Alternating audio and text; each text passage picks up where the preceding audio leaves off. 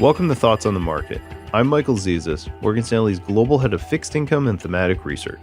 Along with my colleagues bringing you a variety of perspectives, today I'll be talking about what investors need to know about U.S. political party conventions. It's Wednesday, August 21st at 10:30 a.m. in New York. This week, the Democratic Party is meeting in Chicago for its national convention.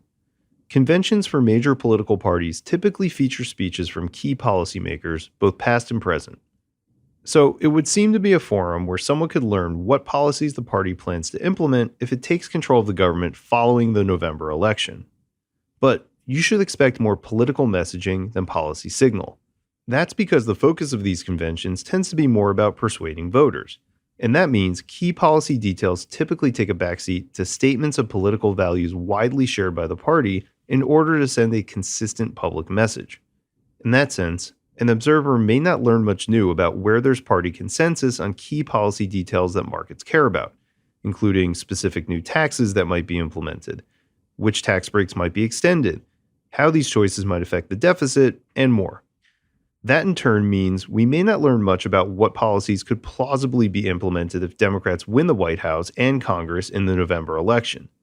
The good news is that we don't think a convention is required to have a good sense about this. We've previously done the work on the plausible policy path resulting from a Democratic victory by examining statements of elected officials and filtering for areas of consensus among Democratic lawmakers. And we've also looked at expected legislative catalysts in 2025 and 2026, such as the expiry of key provisions of the Tax Cuts and Jobs Act. In short, we think the plausible policy path resulting from Democrats sweeping the election would mean relative stability on trade and energy policy, and some deficit expansion driven by tax cut extensions only partially offset by new taxes on corporations and high-income earners. Net-net, our economists think this outcome would create less uncertainty for the U.S. growth outlook than a Republican sweep, where potential for substantial new tariffs would interact with greater tax cut extensions and deficit expansion. And while we don't expect the convention will challenge our thinking here, we'll of course be tracking it and report back if it does. Thanks for listening. If you enjoy the podcast, please leave us a review wherever you listen and share thoughts on the market with a friend or colleague today. The preceding content is informational only and based on information available when created. It is not an offer or solicitation, nor is it tax or legal advice.